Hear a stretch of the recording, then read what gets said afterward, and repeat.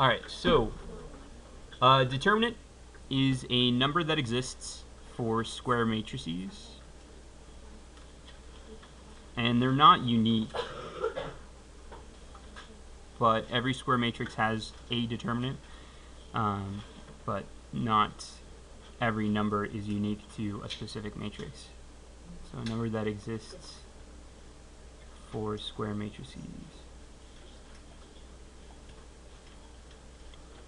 And what I mean by square matrices is that it has to have the same number of rows as it does columns. So an example would be 2 by 2, 2 rows, 2 columns, 3 by 3, 3 rows, 3 columns, 4 by 4, etc. So it has to be a square matrix in order to have a determinant. Those two matrices that I had for your warm-up, they wouldn't, because they're 3 by 2. Their number of rows and number of columns aren't the same. Okay, so the simple way for 2 by 2, and then we'll talk about how to do it for 3 by 3. So if you're doing it for a 2 by 2 matrix, the matrix itself has these kind of square brackets around it with these edges here. We didn't actually talk about that, but just so that you notice that if it's the matrix itself, the bracket is square. And then I'm going to just put in 2 rows, 2 columns. So let's say 4, 5, -8, 7. If you want to find the determinant,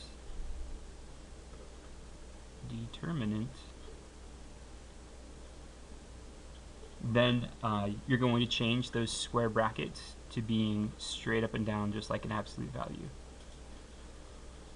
So 4, 5, -8, 7. If there aren't any instructions, but you see just the straight up and down brackets surrounding a matrix, the question is asking you to find the determinant. So that's what those straight up and down brackets mean. For a 2 by 2 matrix, it's really, really simple. You're going to take the upper left element, multiply that by the lower right, so 4 times 7. And then you're going to subtract from that -8, the lower left times the upper right. And in this case, -8 times 5. So minus -8 times 5. And so it's always subtraction. It's these two minus these two. And so this is going to be 28 minus -40, which should be 68, is the determinant for this matrix. Each square matrix has one number as its determinant, but not every number is unique to every square matrix. Like you could find another matrix whose determinant would be 68, and it wouldn't necessarily have to be the same, but this matrix determinant is 68, if that difference makes sense. So for 2 by 2 matrices, it's super, super easy. Top left times lower right minus bottom left times upper right. If it's a 3 by 3, it gets a little more complicated. So I'm going to give you an example of a 3 by 3 matrix, and I'm going to show you a couple different ways that you can find the determinant for this. So first, I'm going to do straight up and down bracket, which means find the determinant. I'm going to keep the numbers pretty low so that they're not too bad to work with.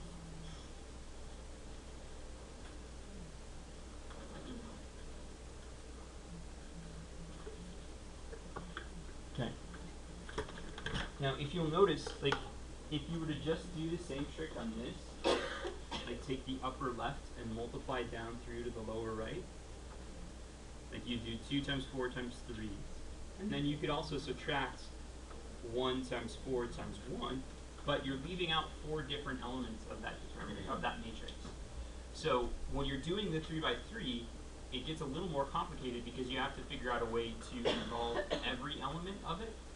So I'm going to show you the way that I was taught first, and I'm going to show you another way that you might find easier next. So the first is by diagonals. And if you're using diagonals, so by diagonals, you're going to draw in the first and second row again to the side. So I'm just going to write in 2, 0, 1. -3, 4, -2. And the reason that I'm going to do that is because it allows me to involve every element of the matrix now. Instead of having these kind of 4 cardinal direction ones be left out, now I can do 2 times 4 times 3. So down here, 2 times 4 times 3. I'm going to add to that the next diagonal down, which is going to be -3 times -3 times 1. So I'm doing this number plus. I rewrote the first 2 columns off to the side. The reason why is I want to be able to include the up, down, left, right elements that would be left out otherwise. So, if you think of the matrix in something like shape like square, but if you like continual. Well, you're like essentially what I'm doing. If you want to think of it, I could think of this as multiplying this times this, and then I'm wrapping back around and multiply by that.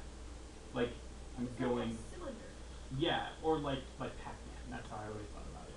Like you're going here, here, here, and then if you exit the screen here, you enter the screen there. You're multiplying by 1. Oh, okay. Okay. And then here you're going to do 1 and then exit the screen times 0 times -2. But I just wrote them here so that it might be easier to see. But I get it. okay. So, and then I'm going to do 1 times 0 times -2. I'll add that as well. Plus 1 times 0 times -2. So, because there's going to be more than 1 down. Like in the 2x2, we only had 1 down and 1 up. So we didn't have to add anything. We're going to add these 3 downs and then subtract from them the 3 ups. Does that make sense? And that way every element will be used inside that matrix. So I'm going to add all of these together and then subtract from it whatever I get when I do the ups. So the ups are going to be 1 times 4 times 1. So 1 times 4 times 1. And then I'm going to do -2 times -3 times 2. And again, you can think of it like I'm exiting the screen. Like I'm going -2 times -3, and then I'm exiting here and entering here to multiply by that 2. So plus -2 times -3 times 2. And then I'm going to add to it this last one, 3 times 0 times -3. No, they got used. It's just the 4 was used here and the 0 was used here. Oh. So confusing. So they are being used. This way of doing it uses every element of the matrix. And the determinants are important in order to do something called inverses. And I promise you I will explain why it's important to do a determinant, why it matters. I just want to explain how to do it first. You didn't go too far. I didn't? Oh. Huh. Okay.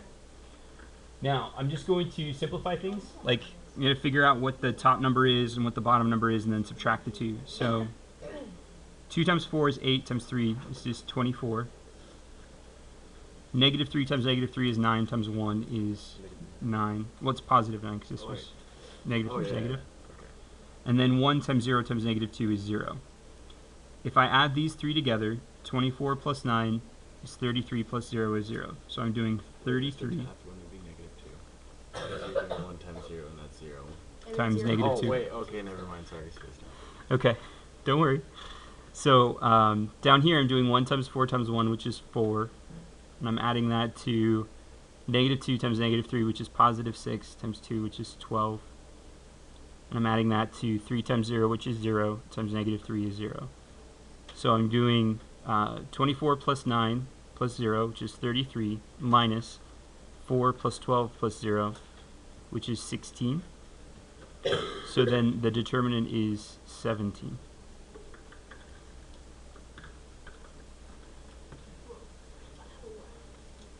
Okay. Yeah. So that's how you do it by diagonals.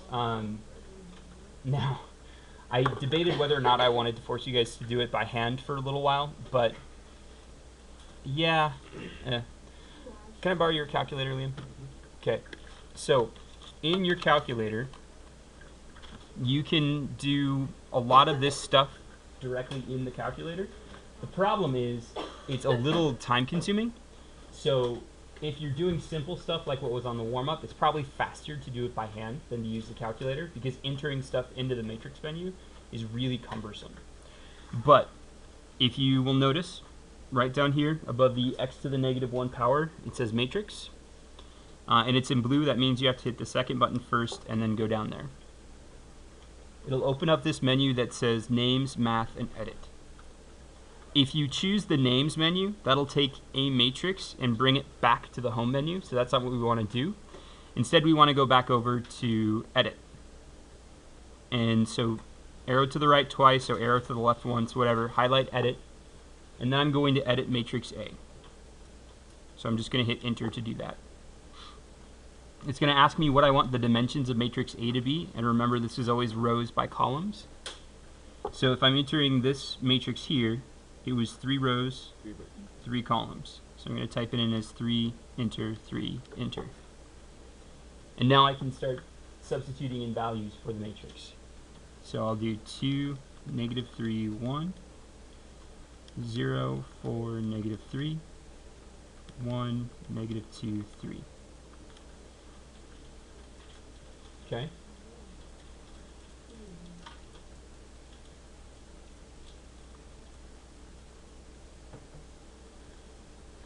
Now this is what makes the matrix menu really cumbersome to use, is your calculator has trouble understanding what you want it to do unless you start back at the menu every time. So from here, once you get that matrix entered, if you want to try and find the determinant of it, you can go second matrix to bring up the matrix menu again. Arrow over to math. And the first option under math is DET. You can guess what that stands for. Determinant. Yes. It stands for, what? Oh, yep, see. Sorry, I made an error. Okay. So if I just went to determinant, it's going to kick me back to the matrix for some reason, because it thinks I want to put the determinant of something in there.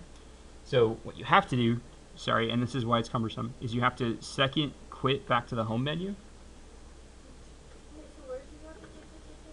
Okay, well right now I want everybody to go back to the home menu. So second mode to bring up the home menu, like plain screen home menu thingy thing. Right? Yep. We good? Mm-hmm. Okay. Now go back to the matrix menu. Yeah, no, it's cumbersome. Go over to math, choose determinant, which is either press 1 or press enter at option 1. And then you have to go back to the matrix menu again, and then from names, choose matrix A. Whoa. Close parentheses. Wow. Yeah, I'm just gonna do it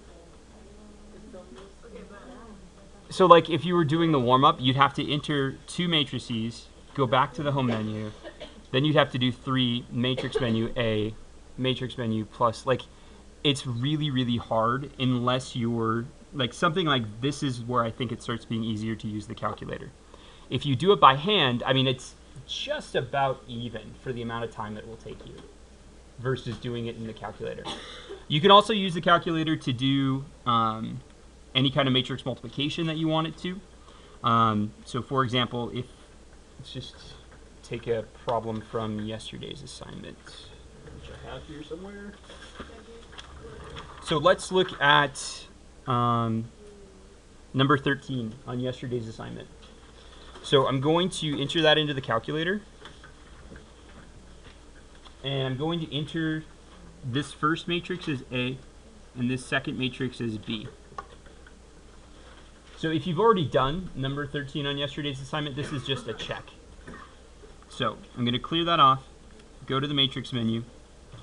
First thing I want to do is edit matrix A and matrix B. So I'm going to go over to edit.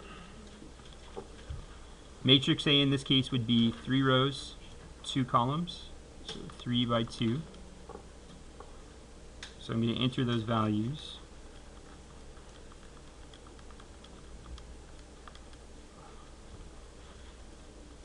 Okay. Now, anything I do from here, if I don't exit back to the home menu, the calculator is going to think I want to put that value in in place of 3. So I have to quit back to the home menu first, and then go back to the matrix menu and edit matrix B now. Matrix B, 2 rows, 2 columns, so 2 by 2, -6, 6, -4, 5. And again, anything I do from here, it's going to think I want it to be that unless I go back to the home menu first. Am I moving too fast here? Yeah. Okay. I will slow right down. No, wait, I'm so behind. It's okay. I just don't want to. I understand. Like I said, it's it's not like it's any easier to do it on the calculator, which is why I didn't think I had a problem showing it to you guys today. Okay.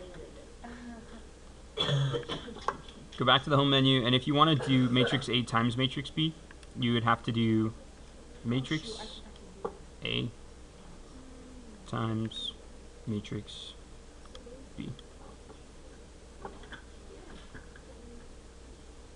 And then it'll kick your answer back out as another matrix. That time, though, that it took me to do that is probably as long as, if not longer than, it would take you to do it by hand. So, up to you if you want to try and use your calculator. Kind of, sort of? Okay. Yeah, that's all I have for today. It was showing you determinants and then showing you how to use your calculator to do some of this. So, yeah. I'm going to do an assignment and then